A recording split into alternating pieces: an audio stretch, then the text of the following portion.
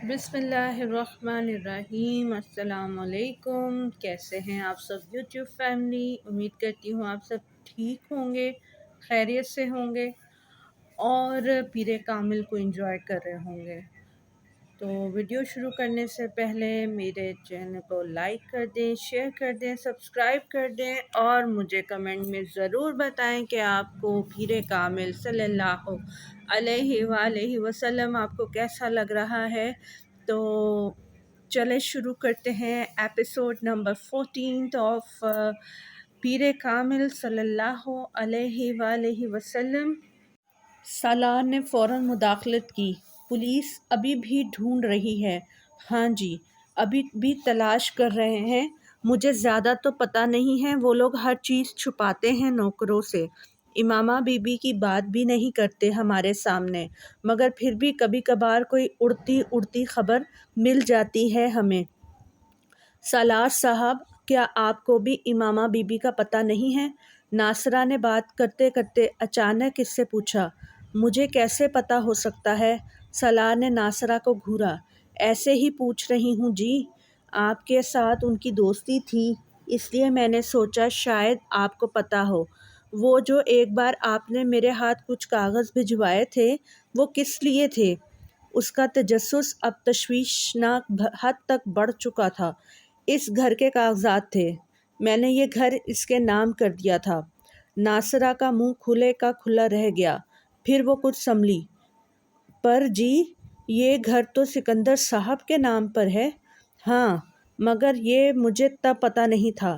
یہ بات تم نے ان لوگوں کو بتائی ہے کہ تم یہاں سے کوئی کاغذ لے کر اس کے پاس گئی تھی؟ ناصرہ نے کانوں کو ہاتھ لگائے۔ توبہ کریں جی، میں نے کیوں بتانا تھا؟ میں نے تو سکندر صاحب کو نہیں بتایا، اور یہی بہتر ہے کہ تم اپنا منہ اسی طرح ہمیشہ کے لیے بند رکھو۔ اگر یہ بات ان کو پتہ چلی تو پاپا تمہیں سامان سمیت اٹھا کر گھر سے باہر پھینک دیں گے۔ تم ان کے غصے کو جانتی ہو۔ جاؤ اب یہاں سے، سالار نے ترشی سے کہا۔ ناصرہ خاموشی سے اس کے کمرے سے نکل گئی۔ وہ ویکنڈ پر کبھی کبھار ہائیکنگ کے لیے مارگلا کی پہاڑیوں پر جایا کرتا تھا۔ وہ ویکنڈ نہیں تھا، مگر اچانک ہی اس کا موڈ وہاں جانے کا بن گیا۔ ہمیشہ کی طرح گاڑی نیچے پارک کر کے وہ ایک بیگ اپنی پشت پر ڈالے ہائیکنگ کرتا رہا۔ واپسی کا سفر اس نے تب شروع کیا جب سائے لمبے ہونے لگے۔ وہ اندازہ کر سکتا تھا کہ اسے اپنی گاڑی تک پہنچنے میں 2 گھنٹے لگیں گے۔ واپسی کے سفر کو کچھ تیزی سے طے کرنے کے لیے وہ سڑک پر آ گیا، جہاں سے عام طور پر لوگ گزرتے تھے۔ اس نے ابھی کچھ فاصلہ ہی طے کیا تھا جب اسے اپنے پیچھے تیز قدموں کی آواز سنائی دی۔ سالار نے ایک نظر مڑ کر دیکھا۔ وہ 2 لڑکے تھے جو اس سے کافی پیچھے تھے، مگر بہت تیزی سے آگے آ رہے تھے۔ سالار نے گردن واپس موڑ لی اور اسی طرح اپنا نیچے کا سفر جاری رکھا۔ اسے اپنے حلیے سے 2 لڑکے مشکوک نہیں لگے تھے۔ جینز اور شرٹس میں ملبوس ان کا حلیہ عام لڑکوں جیسا تھا، مگر پھر چلتے چلتے اسے یکدم کوئی اپنے بالکل عقب میں محسوس ہوا۔ وہ برق رفتاری سے پلٹا اور ساکت ہو گیا۔ ان دونوں لڑکوں کے ہاتھ میں ریوالور تھے اور وہ اس کے بالکل سامنے تھے۔ اپنے ہاتھ اوپر کرو، ورنہ ہم تمہیں شوٹ کر دیں گے، ان میں سے ایک نے بلند آواز میں کہا۔ سالار نے بے اختیار اپنے ہاتھ اوپر اٹھا دیے۔ ان میں سے ایک اس کے پیچھے گیا اور بہت تیزی سے اس نے اسے کھینچتے ہوئے دھکا دیا۔ سالار لڑکھڑا گیا، مگر سنبھل گیا۔ ادھر چلو، سالار نے کسی قسم کی مزاحمت کیے بغیر اس طرف جانا شروع کر دیا جہاں وہ اسے سڑک سے ہٹانا چاہتے تھے، تاکہ کوئی یکدم وہاں نہ آ جائے۔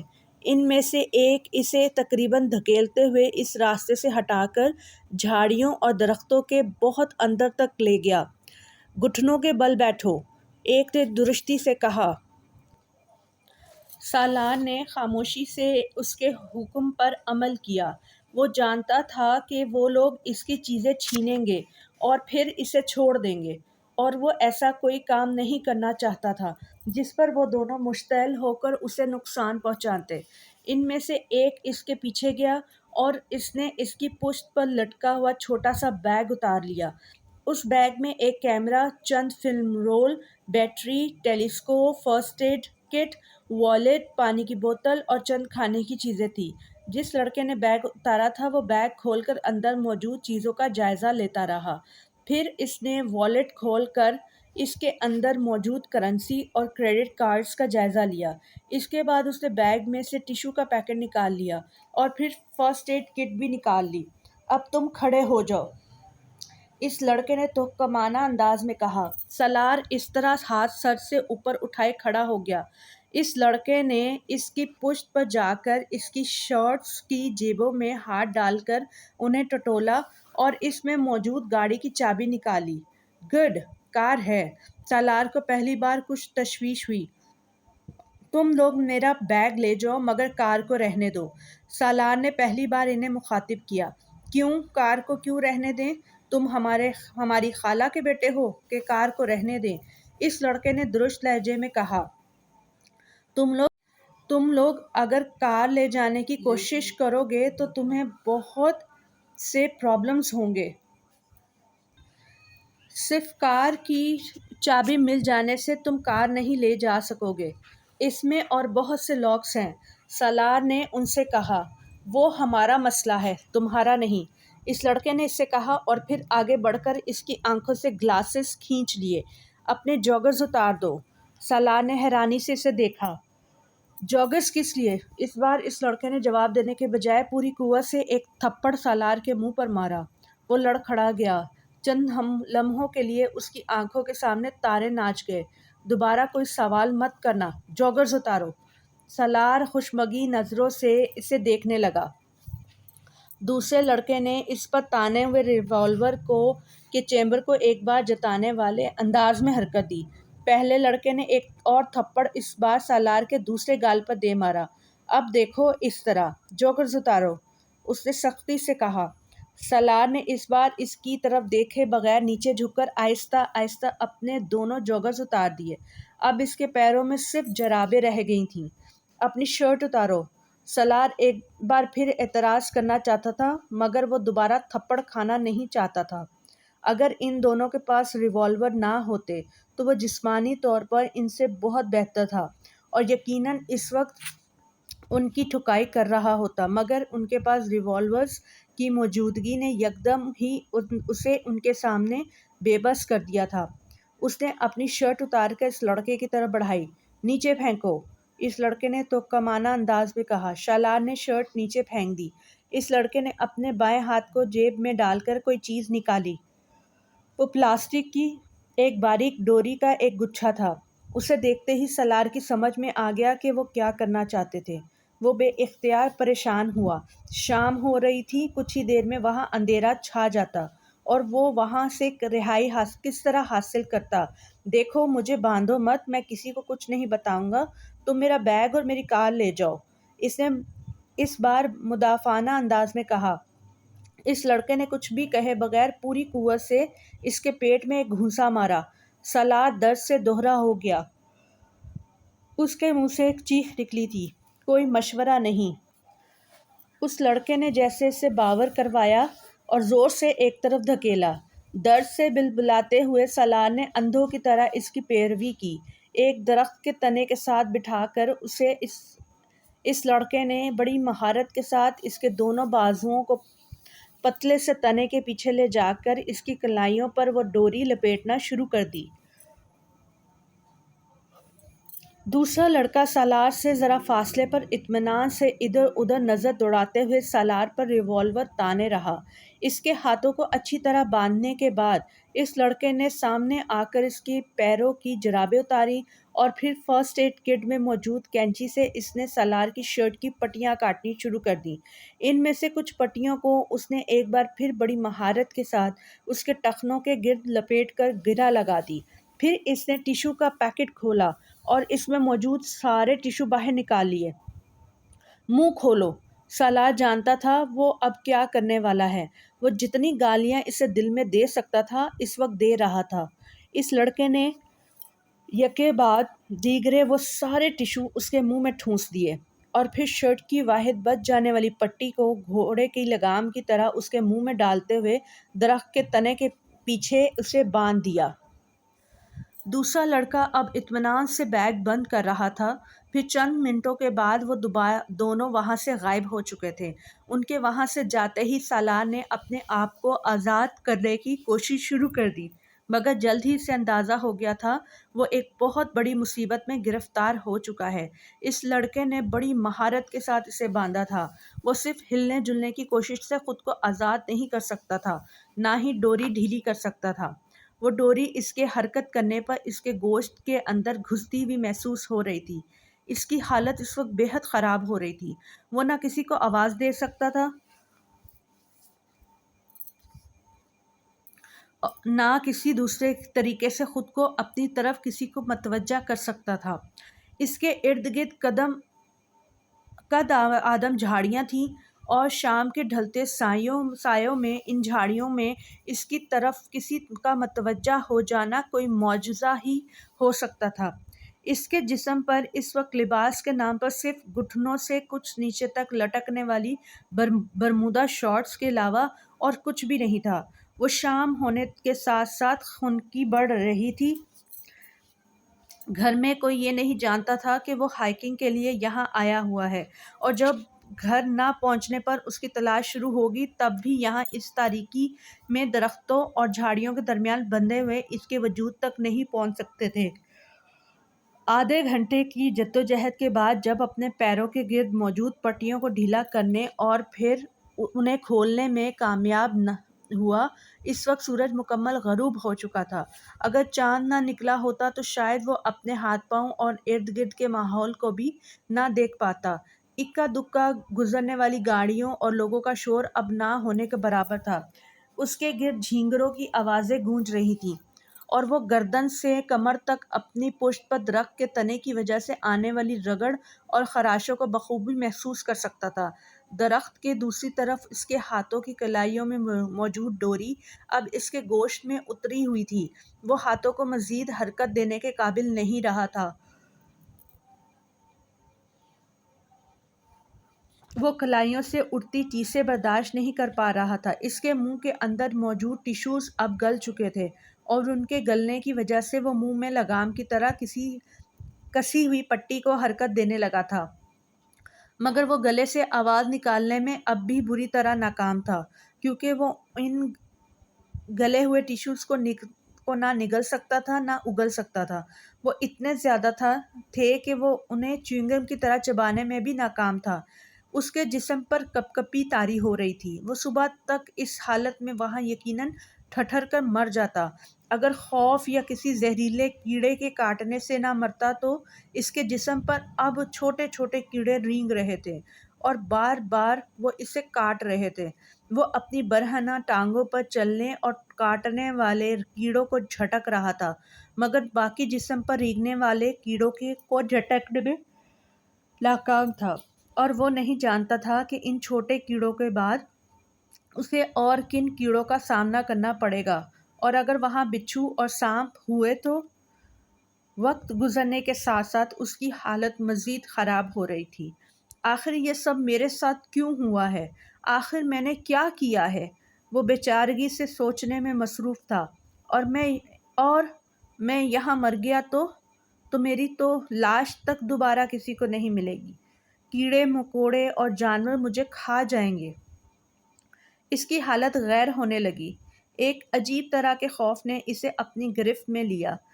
تو کیا میں اس طرح مروں گا یہاں اس حالت میں، بے لباس، بے نشان؟ گھر والوں کو پتہ تک نہیں ہوگا میرے بارے میں؟ کیا میرا انجام یہ ہونا ہے؟ اس کے دل کی دھڑکن رکنے لگی۔ اسے اپنی موت سے یکدم خوف آیا، اور اتنا خوف کہ اسے سانس لینا مشکل لگنے لگا۔ اسے یوں لگا جیسے موت اس کے سامنے اس سے چند قدم کے فاصلے پر کھڑی ہو، اس کے انتظار میں، یہ دیکھنے کہ وہ کس طرح سسک سسک کر مرتا ہے۔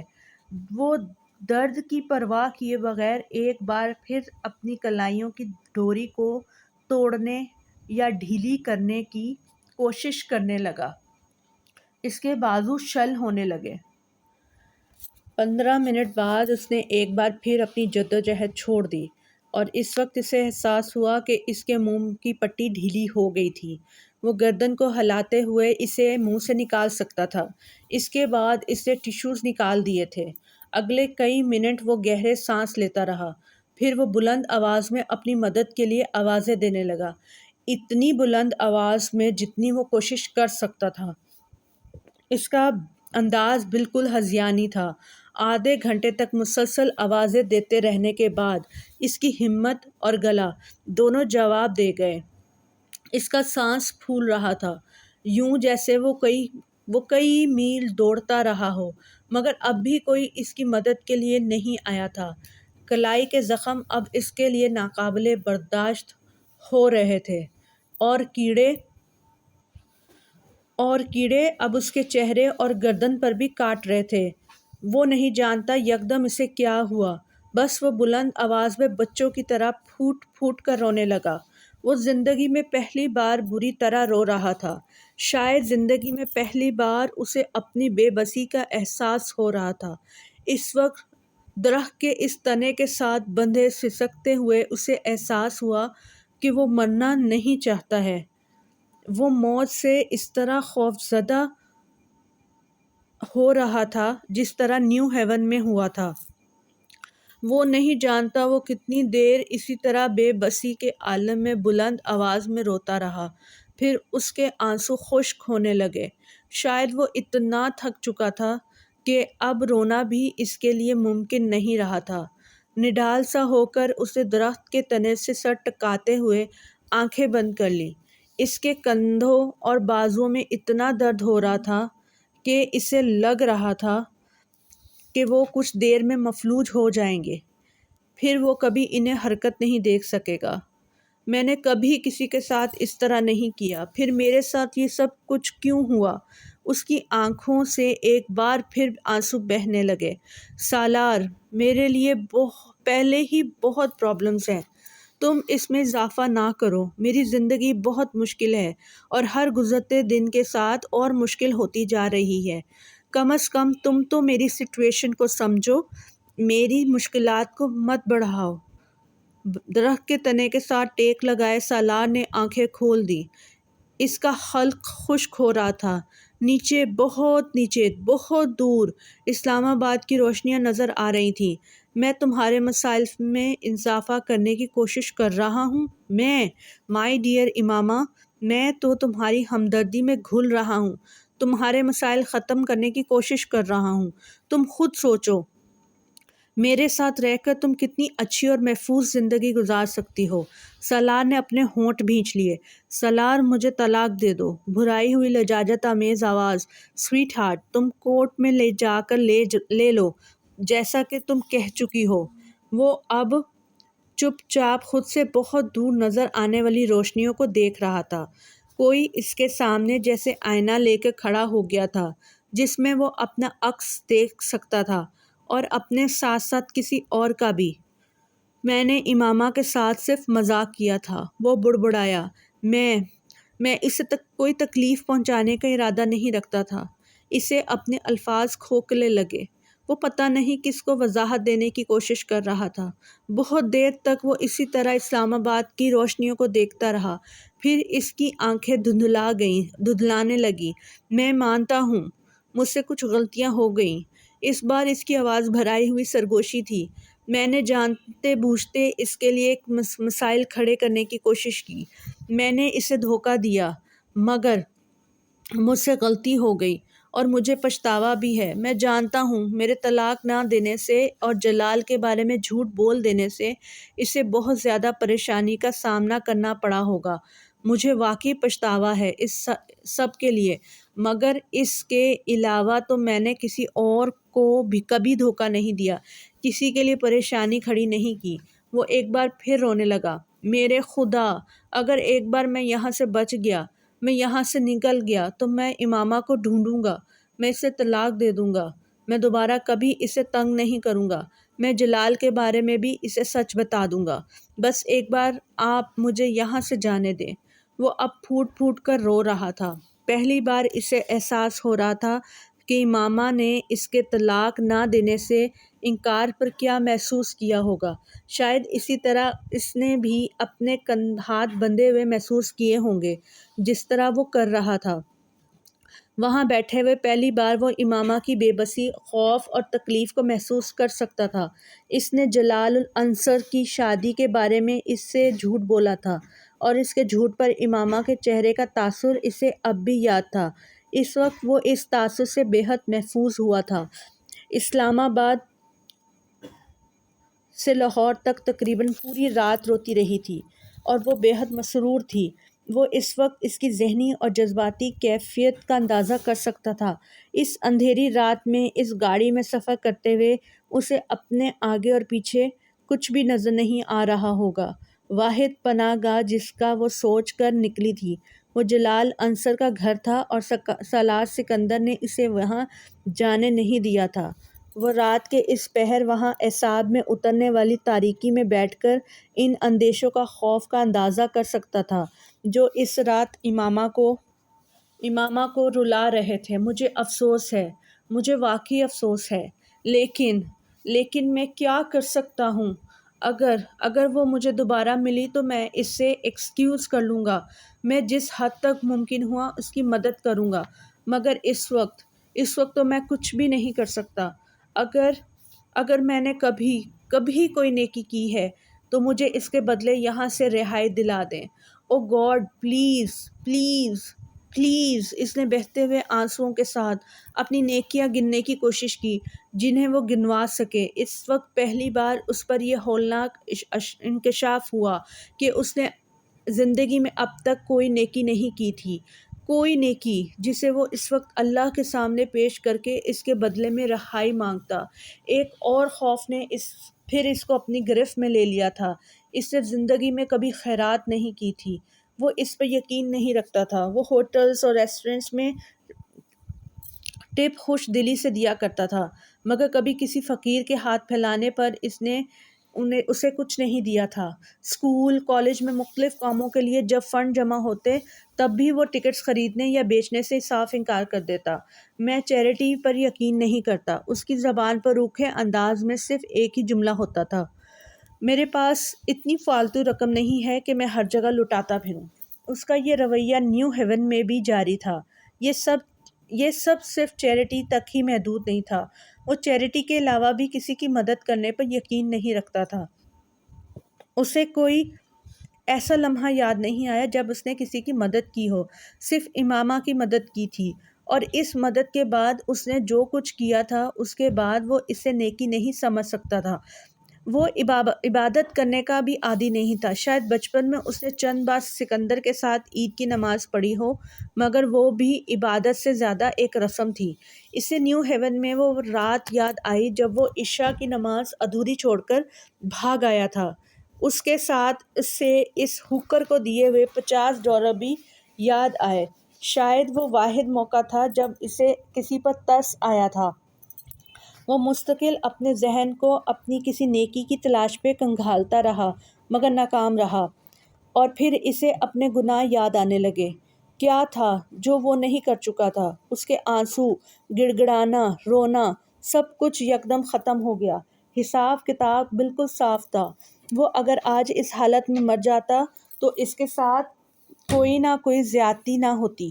22 سال کی عمر میں وہاں بیٹھے کئی گھنٹے صرف کرنے پر بھی جس شخص کو اپنی کوئی نیکی یاد نہ آئے، جبکہ اس شخص کا IQ لیول 150+ ہو اور اس کی میموری فوٹوگرافک، وہ شخص اللہ سے یہ چاہتا ہو کہ اسے کسی نیکی کے بدلے اس آزمائش سے رہا کر دیا جائے جس میں وہ پھنس گیا ہے۔ اس نے ٹین ایج میں کوکین پیتے ہوئے ایک بار اپنے دوست سے پوچھا تھا، وہ بھی کوکین لے رہا تھا، مور ایکسٹیسی، اس نے کہا تھا۔ اس نے کوکین لیتے ہوئے اسے دیکھا۔ There is no end to ecstasy. It is preceded by pleasure and followed by more ecstasy. وہ نشے کی حالت میں اسے کہہ رہا تھا۔ سالار مطمئن نہیں ہوا۔ No, it doesn't. What happens? when it ends, when it really ends. اس کے دوست نے عجیب سی نظروں سے اسے دیکھا.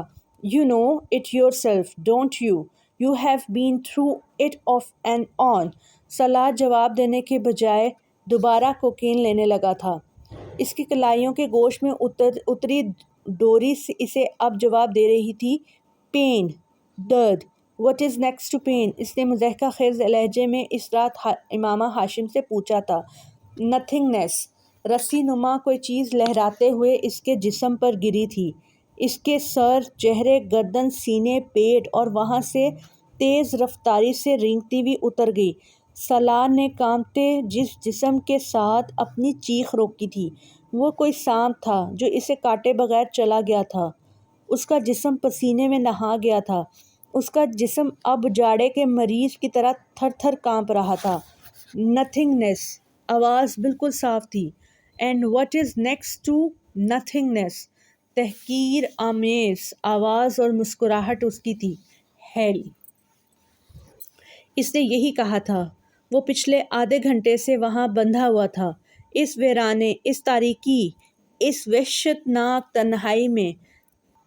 وہ پورا 1 گھنٹہ حلق کے بر پوری قوت سے مدد کے لیے پکارتا رہا تھا، یہاں تک کہ اس کا حلق آواز نکالنے کے قابل نہیں رہا تھا. نتھنگنیس سے ہیل وہ ان دونوں کے بیچ کہیں معلق تھا، یا شاید نتھنگنیس میں داخل ہونے والا تھا اور ہیل تک پہنچنے والا تھا. تمہیں خوف نہیں آتا یہ پوچھتے ہوئے کہ ہیل کے بعد آگے کیا آئے گا؟ دوزخ کے بعد آگے کیا آ سکتا ہے؟ انسان کے معتوب اور مغضوب ہو جانے کے بعد باقی بچتا ہی کیا ہے جسے جاننے کا تمہیں اشتیاق ہے؟ صلاح نے وحشت بھری نظروں سے ادھر ادھر دیکھا. وہ کیا تھا؟ قبر یا دوزخ یا زندگی میں اس کا ایک منظر. بھوک، پیاس، بے بسی، بے یاری و مددگاری، جسم پر چلتے کیڑے جنہیں وہ خود کو کاٹنے سے روک نہیں پا رہا تھا، مفلوج ہوتے ہوئے ہاتھ پاؤں، پشت اور ہاتھوں کی کلائیوں پر لمحہ لمحہ بڑھتے ہوئے زخم. خوف تھا یا دہشت؟ پتہ نہیں کیا تھا، مگر وہ بلند آواز میں پاگلوں کی طرح چیخیں مارنے لگا تھا. اس کی چیخیں دور دور تک فضا میں گونج رہی تھیں، ہذیانی اور جنونی انداز میں بلند کی جانے والی بے مقصد اور خوفناک چیخیں. اس نے زندگی میں اس طرح کا خوف کبھی محسوس نہیں کیا تھا، کبھی بھی نہیں. اسے اپنے ارد گرد عجیب سے بھوت چلتے پھرتے نظر آنے لگے تھے. اسے لگ رہا تھا اس کے دماغ کی رگ پھٹنے والی ہے یا پھر نروس بریک ڈاؤن. پھر اس کی چیخیں آہستہ آہستہ دم توڑتی گئی. اس کا گلا پھر بند ہو گیا تھا. اب صرف سرسراہٹیں تھیں جو اسے سنائی دے رہی تھی. اسے یقین ہو چکا تھا کہ وہ اب مر رہا ہے، اس کا ہارٹ فیل ہو رہا ہے، یا پھر وہ اپنا توازن کھو دینے والا ہے. اور اسی وقت اچانک تنے کے پیچھے بندھی ہوئی کلائیوں کی ڈوری ڈھیلی ہو گئی. ہوش و حواس کھوتے ہوئے اس کے اعصاب نے ایک بار پھر جھٹکا لیا. اس نے نچلا ہونٹ دانتوں میں دباتے ہوئے اپنے ہاتھوں کو حرکت دی. ڈوری اور ڈھیلی ہوتی گئی، شاید مسلسل تنے کی رگڑ لگتے لگتے درمیان سے ٹوٹ گئی تھی.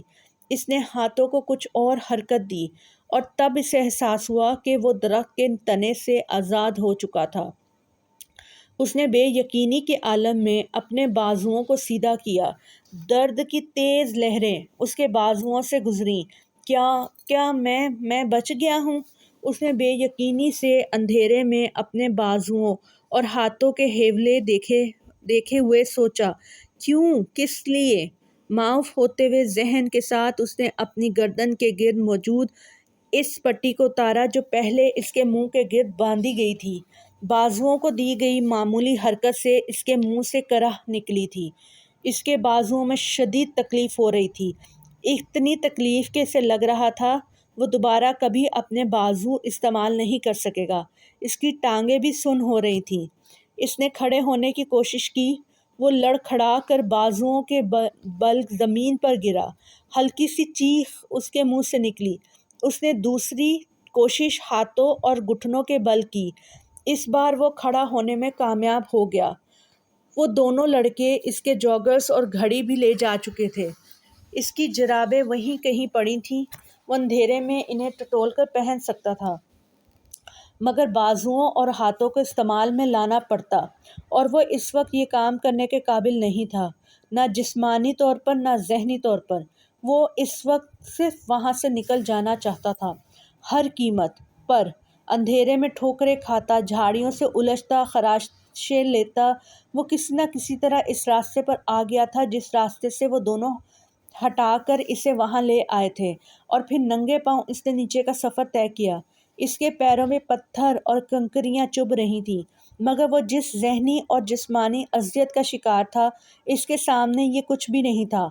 وہ یہ نہیں جانتا تھا کہ کیا وقت ہوا تھا، اور مگر اسے یہ اندازہ تھا کہ آدھی رات سے زیادہ گزر چکی ہے۔ اسے نیچے آنے میں کتنا وقت لگا اور اس نے یہ سفر کس طرح طے کیا، وہ نہیں جانتا۔ اسے صرف یہ یاد تھا کہ وہ پورا راستہ بلند آواز سے روتا رہا تھا۔ اسلام آباد کی سڑکوں پر آ کر اسٹریٹ لائٹس کی روشنی میں بھی اس نے اپنے حلیے کو دیکھنے کی کوشش نہیں کی، نہ ہی کہیں رکنے کی خواہش کی، نہ ہی کسی کی مدد لینے کی۔ وہ اسی طرح روتا ہوا لڑکھڑاتے قدموں کے ساتھ اس سڑک کے کنارے فٹ پاتھ پر چلتا رہا۔ وہ پولیس کی ایک پیٹرولنگ کار تھی جس نے سب سے پہلے اسے دیکھا اور اس کے پاس آ کر رک گئی۔ اندر موجود کانسٹیبل اس کے سامنے نیچے اترے اور اسے روک لیا۔ وہ پہلی بار ہوش و حواس میں آیا تھا، مگر اس وقت بھی وہ اپنی آنکھوں سے بہتے ہوئے آنسوؤں پر قابو پانے میں ناکام ہو رہا تھا۔ وہ لوگ اب اس سے کچھ پوچھ رہے تھے، مگر وہ کیا جواب دیتا؟ اگلے 15 منٹ میں وہ ایک ہاسپٹل میں تھا جہاں اسے فرسٹ ایڈ دی گئی۔ وہ اس سے اس کے گھر کا پتہ پوچھ رہے تھے، مگر اس کا گلا بند تھا۔ وہ انہیں کچھ بھی بتانے کے قابل نہیں تھا۔ سوجے ہوئے ہاتھوں کے ساتھ اس نے ایک کاغذ پر اپنے گھر کا فون نمبر اور ایڈریس گھسیٹ دیا۔ ابھی اور کتنی دیر اسے یہاں رکھنا پڑے گا؟ زیادہ دیر نہیں، جیسے ہی ہوش آتا ہے ہم دوبارہ چیک اپ کریں گے، پھر ڈسچارج کر دیں گے۔ زیادہ شدید قسم کی انجریز نہیں ہیں، بس گھر میں کچھ دن تک مکمل طور پر ریسٹ کرنا پڑے گا۔ اس کا ذہن لاشعور سے شعور کا سفر طے کر رہا تھا۔ پہلے جو صرف بے معنی آوازیں تھیں، اب وہ انہیں مفہوم پہنا رہا تھا، آوازوں کو پہچان رہا تھا۔ ان میں سے ایک آواز سکندر عثمان کی تھی، دوسری یقیناً کسی ڈاکٹر کی۔ سالار نے آہستہ آہستہ آنکھیں کھول دیں۔ اس کی آنکھیں یکدم چندھیا گئی تھیں۔ کمرے میں بہت تیز روشنی تھی، یا کم از کم اسے ایسا ہی لگا تھا۔ وہ ان کی فیملی ڈاکٹر کا پرائیویٹ کلینک تھا۔ وہ ایک بار پہلے بھی یہاں ایسے ہی ایک کمرے میں رہ چکا تھا، اور یہ پہچاننے کے لیے ایک ہی نظر کافی تھی۔ اس کا ذہن بالکل صحیح کام کر رہا تھا۔ جسم کے مختلف حصوں میں ہونے والے درد کا احساس اسے پھر ہونے لگا تھا، اس کے باوجود کہ اب وہ ایک بہت نرم اور آرام دہ بستر میں تھا۔ اس کے جسم پر وہ لباس نہیں تھا جو اس نے اس سرکاری ہاسپٹل میں پہنا تھا جہاں اسے لے جایا گیا تھا۔ وہ ایک اور لباس میں ملبوس تھا، اور یقیناً اس کے جسم کو پانی کی مدد سے صاف بھی کیا گیا تھا، کیونکہ اسے آدھے بازوؤں والی شرٹ سے جھانکتے اپنے بازوؤں پر کہیں بھی مٹی یا گرد نظر نہیں آ رہی تھی۔ اس کے کلائیوں کے گرد پٹیاں بندھی ہوئی تھیں، اور اس کے بازوؤں پر چھوٹے چھوٹے بہت سے نشانات تھے۔ بازو اور ہاتھ سوجے ہوئے تھے۔ وہ اندازہ کر سکتا تھا کہ ایسے ہی بہت سے نشانات اس کے چہرے اور جسم کے دوسرے حصوں پر بھی ہوں گے۔ اسے اپنی ایک آنکھ بھی سوجی ہوئی محسوس ہو رہی تھی، اور اس کے جبڑے بھی دکھ رہے تھے، مگر اس سے بھی زیادہ برا حال گلے کا تھا۔ اس کے بازو میں ایک ڈرپ لگی ہوئی تھی جو اب تقریباً ختم ہونے والی تھی۔ پہلی بار اس کو ہوش میں ڈاکٹر نہیں دیکھا تھا۔ وہ ان کا فیملی ڈاکٹر نہیں تھا، شاید اس کے ساتھ کام کرنے والا کوئی اور فزیشین تھا۔ اس نے سکندر کو اس کی طرف متوجہ کیا۔ ہوش آ گیا ہے؟ سالار نے ایک صوفے پر بیٹھی طیبہ کو اپنی طرف بڑھتے دیکھا، مگر سکندر آگے نہیں آئے تھے۔ وہ ڈاکٹر اب اس کے پاس آ کر اس کی نبض چیک کر رہا تھا۔ اب تم کیسا محسوس کر رہے ہو؟ سالار جواب میں کچھ کہنا چاہتا تھا، مگر اس کے حلق سے آواز نہیں نکل سکی۔ وہ صرف منہ کھول کر رہ گیا۔ ڈاکٹر نے ایک بار پھر اپنا سوال دہرایا۔ سالار نے تکیے پر رکھا ہوا اپنا سر نفی میں ہلایا۔ بولنے کی کوشش کرو۔ ڈاکٹر شاید پہلے ہی اس کے گلے کے پرابلم کے بارے میں جانتا تھا۔ سالار نے ایک بار پھر نفی میں سر ہلا دیا۔ ڈاکٹر نے نرس کے ہاتھ میں پکڑی ہوئی ٹرے سے ایک ٹارچ نما آلہ اٹھایا۔ منہ کھولیں۔ سالار نے دکھتے جبڑوں کے ساتھ اپنا منہ کھول دیا۔ ڈاکٹر کچھ دیر اس کے حلق کا معائنہ کرتا رہا، پھر اس نے ٹارچ بند کر دی۔ گلے کا تفصیلی چیک اپ کرنا پڑے گا، اس نے مڑ کر سکندر عثمان کو بتایا۔ پھر اس نے ایک رائٹنگ پیڈ اور پین سالار کی طرف بڑھایا۔ نرس تب تک تم اس کے بازوں میں لگی ڈرپ اتار چکی تھی۔ اٹھ کر بیٹھو اور بتاؤ کیا ہوا ہے گلے کو۔ اسے اٹھ کر بیٹھنے میں کوئی دقت نہیں ہوئی۔ نرس نے تکیہ اس کے پیچھے رکھ دیا تھا۔ وہ رائٹنگ پیڈ ہاتھ میں لیا سوچتا رہا، کیا ہوا تھا گلے کو، جسم کو، دماغ کو؟ وہ کچھ بھی لکھنے کے قابل نہیں تھا۔ سوجی ہوئی انگلیوں میں پکڑے پین کو وہ دیکھتا رہا۔ اسے یاد تھا کہ اس کے ساتھ کیا ہوا تھا۔ اسے اپنی وہ چیخیں یاد آ رہی تھیں جنہوں نے اسے اب بولنے کے قابل نہیں چھوڑا تھا۔ کیا لکھا جائے؟ یہ کہ مجھے ایک پہاڑ پر ساری چیزیں چھین کر باندھ دیا گیا تھا، یا پھر یہ کہ مجھے چند گھنٹوں کے لیے زندہ قبر میں اتار دیا گیا تاکہ مجھے میرے سوالوں کا جواب مل جائے۔ What is next to ecstasy؟ وہ سفید صاف کاغذ کو دیکھتا رہا، پھر اس نے مختصر سی تحریر میں اپنے ساتھ ہونے والا واقعہ تحریر کر دیا۔ ڈاکٹر نے رائٹنگ پیڈ پکڑ کر ایک نظر ان 7-8 جملوں پر ڈالی، پھر اس نے سکندر عثمان کی طرف بڑھا دیا۔ آپ کو چاہیے کہ فوری طور پر پولیس سے رابطہ کریں تاکہ کار برآمد کی جا سکے۔ پہلے ہی کافی دیر ہو گئی ہے، پتہ نہیں وہ گاڑی کہاں سے کہاں لے جا چکے ہوں گے۔ ڈاکٹر نے ہمدردانہ انداز میں سکندر کو مشورہ دیا۔ سکندر نے رائٹنگ پیڈ پر ایک نظر ڈالی۔ ہاں، میں پولیس سے کانٹیکٹ کرتا ہوں۔ پھر کچھ دیر ان دونوں کے درمیان اس کے گلے کے چیک اپ کے سلسلے میں بات ہو رہی تھی۔ پھر ڈاکٹر نرس کے ہمراہ باہر نکل آیا۔ اس کے باہر نکلتے ہی سکندر عثمان نے ہاتھ میں پکڑا ہوا رائٹنگ پیڈ سالار کے سینے پر دے مارا۔ یہ جھوٹ کا پلندہ اپنے پاس رکھو۔ تم کیا سمجھتے ہو کہ اب میں تمہاری کسی بات پر اعتبار کروں گا؟ نہیں، کبھی نہیں۔ سکندر بے حد مشتعل تھے۔ یہ بھی تمہارا کوئی نیا ایڈونچر ہوگا، خودکشی کی کوئی نئی کوشش؟ وہ کہنا چاہتا تھا فار گاڈ سیک ایسا نہیں ہے، مگر وہ گونگوں کی طرح ان کا چہرہ دیکھتا رہا۔ میں کیا کہوں ڈاکٹر سے کہ اس کی عادت ہے ایسے تماشوں اور ایسی حرکتوں کی، یہ پیدا ہی ان کاموں کے لیے ہوا ہے۔ سالار نے سکندر عثمان کو کبھی اس حد تک مشتعل نہیں دیکھا تھا۔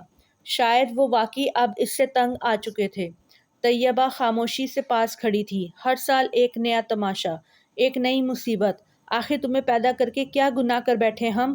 سکندر عثمان کو یقین تھا یہ بھی اس کے کسی نئے ایڈونچر کا حصہ تھا۔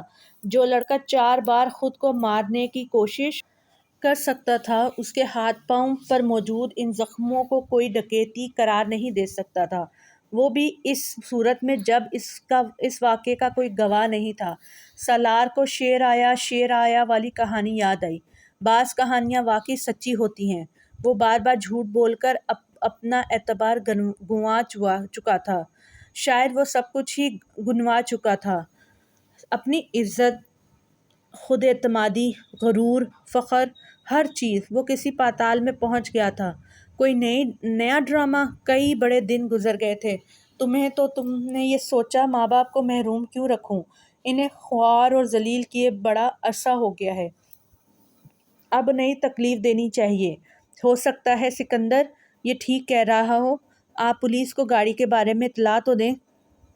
اب طیبہ رائٹنگ پیڈ پر لکھی ہوئی تحریر پڑھنے کے بعد سکندر سے کہہ رہی تھی، یہ ٹھیک کہہ رہا ہے، کبھی آج تک ٹھیک کہا ہے اس نے؟ مجھے اس بکواس کے ایک لفظ پر بھی یقین نہیں ہے۔ تمہارا یہ بیٹا کسی دن مجھے اپنی کسی حرکت کی وجہ سے پھانسی پر چڑھا دے گا، اور تم کہہ رہی ہو کہ پولیس کو اطلاع دوں، اپنا مذاق بنواؤں؟ کار کے ساتھ بھی کچھ نہ کچھ کیا ہوگا، اس نے بیچ دی ہوگی کسی کو، یا کہیں پھینک آیا ہوگا۔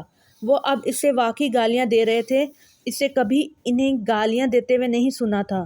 وہ صرف ڈانٹا کرتے تھے اور وہ ان کی ڈانٹ پر بھی مشتعل ہو جاتا تھا۔ چاروں بھائیوں میں وہ واحد تھا جو ماں باپ کی ڈانٹ سننے کا بھی روادار نہیں تھا، اور اس سے بات کرتے ہوئے سکندر بہت محتاط ہوا کرتا تھا کیونکہ وہ کسی بھی بات پر مشتعل ہو جایا کرتا تھا۔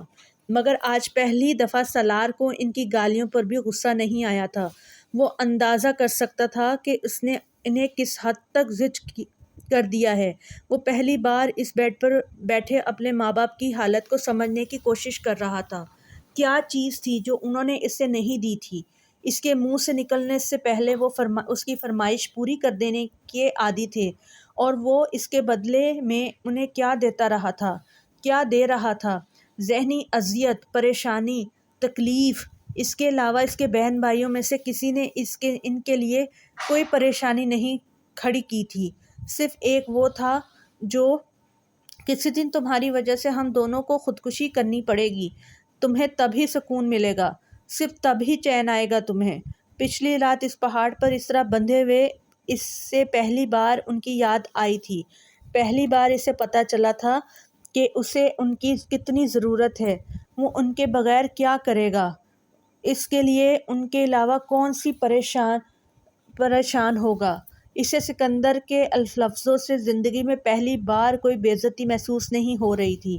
وہ ہمیشہ سے سکندر کے زیادہ قریب رہا تھا، اور اس کے سب سے زیادہ جھگڑے بھی انہی کے ساتھ ہوتے تھے۔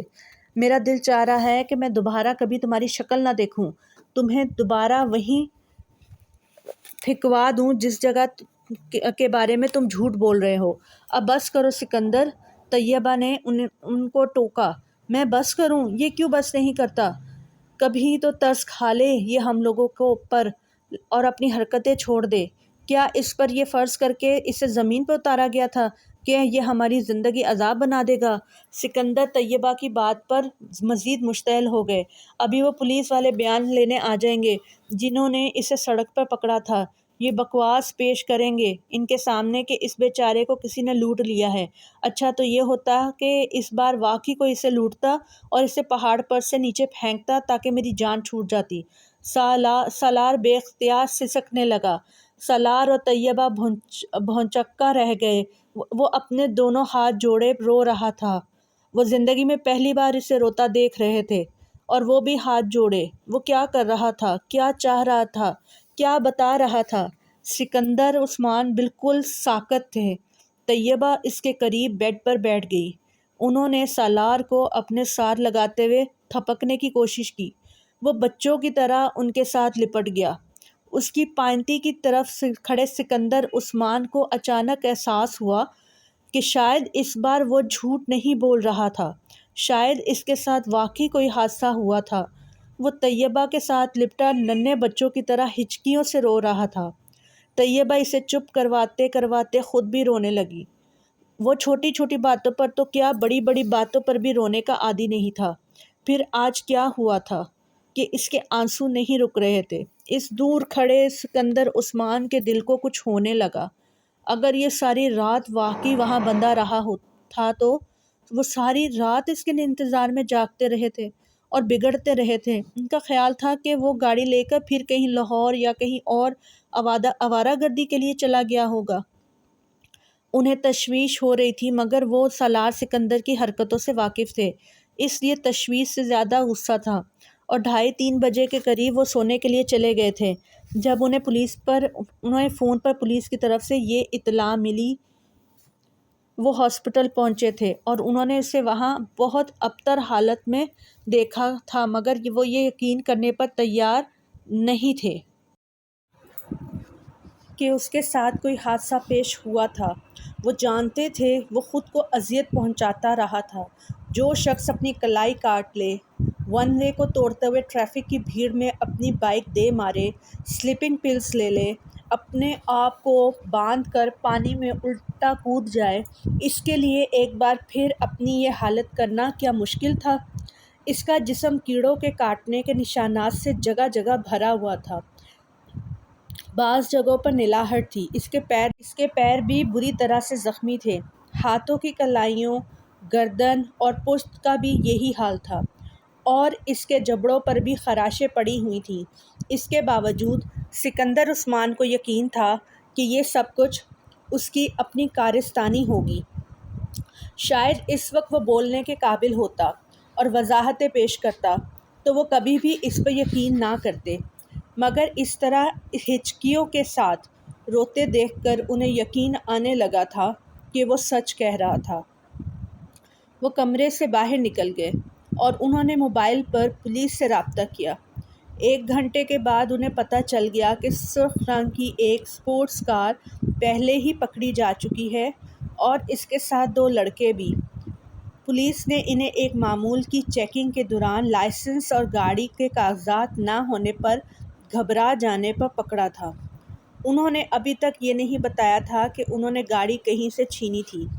وہ صرف یہی کہتے رہے کہ وہ گاڑی انہیں کہیں ملی تھی اور وہ صرف شوق اور تجسس سے مجبور ہو کر چلانے لگے۔ چونکہ پولیس کے پاس ابھی تک کسی گاڑی کی FIR بھی درج نہیں کروائی گئی تھی، اس لیے ان کے بیان کی تصدیق مشکل ہو گئی تھی۔ مگر سکندر عثمان کی FIR کے کچھ دیر بعد ہی انہیں کار کے بارے میں پتہ چل گیا تھا۔ اب وہ صحیح معنوں میں سالار کے بارے میں تشویش کا شکار ہوئے تھے۔ سکندر اور طیبہ سالار کو اس رات واپس نہیں لے کر آئے۔ وہ اس رات ہاسپٹل میں ہی رہا۔ اگلے دن اس کے جسم کا درد اور سوجن میں کافی کمی واقع ہو چکی تھی۔ وہ دونوں رات 11 بجے کے قریب اسے گھر لے آئے۔ اس سے پہلے پولیس کے 2 اہلکاروں نے اس سے ایک لمبا چوڑا تحریری بیان لیا تھا۔ سکندر اور طیبہ کے ساتھ اپنے کمرے میں داخل ہوتے ہوئے پہلی بار اس نے اپنی کھڑکیوں پر لگی ہوئی مختلف ماڈلز کی ان نیوڈ تصویروں کو دیکھا۔ اسے بے اختیار شرم آئی۔ طیبہ اور سکندر بہت بار اس کے کمرے میں آتے رہے تھے۔ وہ ان تصویریں ان کے لیے کوئی نئی یا قابل اعتراض چیز نہیں تھیں۔ تم اب آرام کرو، میں نے تمہارے فریج میں پھل اور جوس رکھوا دیا ہے، بھوک لگے تو نکال کر کھا لینا یا پھر ملازم کو بلوا لینا، وہ نکال دے گا، طیبہ نے اس سے کہا۔ وہ اپنے بیڈ پر لیٹا ہوا تھا۔ امامہ نے کہا تھا ایکسٹیسی کے بعد پین ہوتی ہے، موت پین تھی۔ اس نے کہا تھا پین کے بعد نتھنگ نیس ہوگی، قبر نتھنگ نیس تھی۔ امامہ نے کہا تھا نتھنگ نیس کے بعد ہیل آ جائے گا۔ وہ وہاں تک پہنچنا نہیں چاہتا تھا۔ وہ اس ایکسٹیسی سے بچنا چاہتا تھا جو اسے پین سے ہیل کا سفر کرنے پر مجبور کر دیتی۔ اگر مجھے ان سب چیزوں کا پتہ نہیں تھا تو امامہ کو کیسے پتہ تھا؟ وہ میری ہی عمر کی ہے، وہ میرے جیسے خاندان سے تعلق رکھتی ہے، پھر اس کے پاس ان سوالوں کے جواب کیسے آ گئے؟ وہ حیران ہوتے ہوئے سوچنے لگا۔ آسائشیں تو اس کے پاس بھی ویسی ہی تھیں جیسی میرے پاس تھیں، پھر اس میں اور مجھ میں کیا فرق تھا؟ وہ جس مکتبہ فکر سے تھی وہ کون تھی؟ وہ کون ہوتے ہیں؟ اور وہ کیوں اس مکتبہ فکر سے منسلک رہنا نہیں چاہتی تھی؟ اس نے پہلی بار اس کے بارے میں تفصیلی طور پر پڑھا۔ اس کی الجھنوں میں اضافہ ہوا۔ ختم نبوت پر اختلاف کیا اتنا اہم ایشو ہے کہ ایک لڑکی اس طرح اپنا گھر چھوڑ کر چلی جائے؟ میں نے ازجد سے اس لیے شادی نہیں کی کیونکہ وہ ختم نبوت صلی اللہ علیہ وآلہ وسلم پر یقین نہیں رکھتا۔ تم سمجھتے ہو میں تمہارے جیسے انسان کے ساتھ زندگی گزارنے پر تیار ہو جاؤں گی، ایک ایسے شخص کے ساتھ جو ختم نبوت صلی اللہ علیہ وآلہ وسلم پر یقین رکھتا ہے اور پھر بھی گناہ کرتا ہے، جو ہر وہ کام کرتا ہے جس سے میرے پیغمبر صلی اللہ علیہ وآلہ وسلم نے منع فرمایا ہے۔ میں اگر حضرت محمد صلی اللہ علیہ وآلہ وسلم پر یقین نہ رکھنے والے سے شادی نہیں کروں گی تو میں آپ صلی اللہ علیہ وآلہ وسلم کی نافرمانی کرنے والے کے ساتھ بھی زندگی نہیں گزاروں گی۔ اسے امامہ ہاشم کا ہر لفظ یاد تھا۔ وہ مفہوم پر پہلی بار غور کر رہا تھا۔ تم یہ بات نہیں سمجھو گے۔ اس نے بہت بار سالار سے یہ جملہ کہا تھا، اتنی بار کہ وہ اس جملے سے چڑنے لگا تھا۔ آخر وہ یہ بات کہہ کر اس پر کیا جتانا چاہتی تھی؟ یہ کہ وہ کوئی بہت بڑی اسکالر یا پارسا تھی اور وہ اس سے بہت کمتر۔ اب وہ سوچ رہا تھا، وہ بالکل ٹھیک کہتی تھی۔ وہ واقعی تب کچھ بھی سمجھنے کے قابل نہیں تھا۔ کیچڑ میں رہنے والا کیڑا یہ کیسے جان سکتا تھا کہ وہ کس گندگی میں رہتا ہے؟ اسے اپنے بجائے دوسرے گندگی میں لپٹے اور گندگی میں رہتے نظر آتے ہیں۔ وہ بھی تب گندگی میں ہی تھا۔ میں تمہاری آنکھوں سے، تمہارے کھلے گریبان سے گھن آتی ہے۔ اسے پہلی بار اب ان دونوں چیزوں سے گھن آئی۔ آئینے کے سامنے رکھے ہونے پر یہ جملہ کسی بزورڈ کی طرح کئی ماہ تک اس کے کانوں میں گونجتا رہا۔ وہ ہر بار اس کے ذہن سے جھٹکتا، کچھ مشتعل ہوتا، اپنے کام میں مصروف ہو جاتا، مگر اب پہلی بار اس نے محسوس کیا تھا کہ اسے خود بھی اپنے آپ سے گھن آنے لگی تھی۔ وہ اپنا گریبان بند رکھنے لگا تھا، اپنی آنکھوں کو جھکانے لگا۔ وہ آئینے میں بھی خود کو اپنی آنکھوں سے دیکھنے سے کترانے لگا تھا۔ اس نے کبھی کسی سے یہ نہیں سنا تھا کہ کسی کو اس کی آنکھوں اس کی نظروں سے گھن آئی تھی، خاص طور پر کسی لڑکی کو۔ یہ اس کی آنکھیں نہیں، ان آنکھوں میں جھلکنے والا تاثر تھا جس سے امامہ ہاشم کو گھن آئی تھی۔ امامہ ہاشم سے پہلے کسی لڑکی نے اس تاثر کو شناخت نہیں کیا تھا۔ وہ آنکھوں میں آنکھیں ڈال کر بات کرنے والی لڑکیوں کی کمپنی میں رہتا تھا، اور وہ ایسی ہی لڑکیوں کو پسند کرتا تھا۔ امامہ ہاشم نے کبھی اس کی آنکھوں میں آنکھیں ڈال کر بات نہیں کی تھی۔ وہ اس کے چہرے کو دیکھتی اور اسے اپنی طرف دیکھتے پا کر نظر ہٹا لیتی، یا پھر کسی اور چیز کو دیکھنے لگتی۔ سالار کو خوش فہمی تھی کہ وہ اس سے نظریں اس لیے چرا رہی تھی کیونکہ اس کی آنکھیں بہت پرکشش تھیں۔ اسے پہلی بار اس کے منہ سے فون پر یہ سن کر شوق لگا تھا کہ اسے اس کی آنکھوں سے گھن آتی تھی۔ آنکھیں روح کی کھڑکیاں ہوتی ہیں، اس نے کہیں پڑھا تھا۔ تو کیا میری آنکھیں میرے اندر چھپی گندگی کو دکھانا شروع ہو گئی تھیں؟ اسے تعجب نہیں ہوا، ایسا ہی تھا، مگر اس گندگی کو دیکھنے کے لیے سامنے والے کا پاک ہونا ضروری تھا، اور امامہ ہاشم پاک تھی۔ آپ اب مجھے کچھ بھی نہ سمجھائیے، آپ کو اب مجھ سے کوئی شکایت نہیں ہوگی، سالار نے سکندر سے آنکھیں ملائے بغیر کہا۔ سالار نے سکندر سے آنکھیں ملائے بغیر کہا۔ وہ دوبارہ ییل جا رہا تھا اور جانے سے پہلے سکندر نے ہمیشہ کی طرح اسے سمجھانے کی کوشش کی تھی، وہی پرانی نصیحتیں، کسی موہوم سی آس اور امید میں ایک بار پھر اس کے کانوں میں ٹھونسنے کی کوشش کی تھی، مگر اس بار ان کی بات شروع کرتے ہی سالار نے انہیں شاید زندگی میں پہلی دفعہ یقین دہانی کروائی تھی، اور زندگی میں پہلی بار سکندر عثمان کو اس کے الفاظ پر یقین آیا تھا۔ وہ اس حادثے کے بعد میں آنے والی تبدیلیوں کو واضح طور پر دیکھ رہا تھا۔ وہ پہلے والا سالار نہیں رہا تھا۔ اس کی زندگی ہی تبدیل ہو چکی تھی، اس کا حلیہ، اس کا انداز، سب کچھ۔ اس کے اندر کے شعلے کو جیسے کسی نے پھونک مار کر بجھا دیا تھا۔ صحیح ہوا تھا یا غلط؟ یہ تبدیلیاں اچھی تھیں یا بری؟ خود سکندر عثمان ابھی اس پر کوئی رائے دینے کے قابل نہیں ہوئے تھے، مگر انہیں یہ ضرور معلوم ہو گیا تھا کہ اس میں کوئی بہت بڑی تبدیلی آئی تھی۔ انہیں یہ اندازہ نہیں ہوا تھا کہ اس نے زندگی میں پہلی بار چوٹ کھائی تھی، اور زندگی میں پہلی بار پڑنے والی چوٹ بڑوں بڑوں کو رلا دیتی ہے۔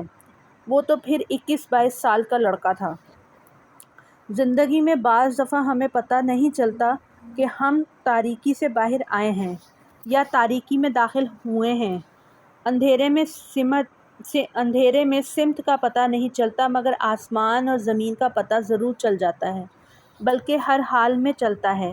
سر اٹھانے پر آسمان ہی ہوتا ہے، نظر آئے نہ آئے۔ سر جھکانے پر زمین ہی ہوتی ہے، دکھائی دے نہ دے، مگر زندگی میں سفر کرنے کے لیے صرف 4 سمتوں ہی کی ضرورت پڑتی ہے: دائیں بائیں آگے پیچھے۔ 5ویں سمت پیروں کے نیچے ہوتی ہے، وہاں زمین نہ ہو تو پاتال آ جاتا ہے، پاتال میں پہنچنے کے بعد کسی سمت کی ضرورت نہیں رہتی۔ 6ٹھی سمت سر سے اوپر ہوتی ہے، وہاں جایا ہی نہیں جا سکتا، وہاں اللہ ہوتا ہے، آنکھوں سے نظر نہ آنے والا، مگر دل کی ہر دھڑکن، خون کی ہر گردش، ہر آنے جانے والے سانس، حلق سے اترنے والے ہر نوالے کے ساتھ محسوس ہونے والا۔ وہ فوٹوگرافک میموری، وہ 150 پلس IQ لیولز، اسے اب عذاب لگ رہا تھا۔ وہ سب کچھ بھولنا چاہتا تھا، وہ سب جو وہ کرتا رہا، وہ کچھ بھی بھلانے کے قابل نہیں تھا۔ اس سے اس کی تکلیف پوچھتا۔ ہاں جی، اب آپ مجھے کمنٹ میں ضرور بتائیں کہ آپ کو پیر کامل صلی اللہ علیہ وآلہ وسلم ایپیسوڈ نمبر 13 آپ کو کیسی لگی ہے، تو آپ مجھے کمنٹ میں ضرور بتائیں۔ اجازت لینے سے پہلے میرے چینل کو لائک کر دیں، شیئر کر دیں، اور کمنٹ میں مجھے ضرور بتائیں کہ آپ کو یہ ناول کیسا لگ رہا ہے۔ تو مجھے دیجیے اجازت، چھوٹوں کو پیار، بڑوں کو السلام علیکم، اپنا خوب سارا خیال رکھیے گا، اللہ حافظ۔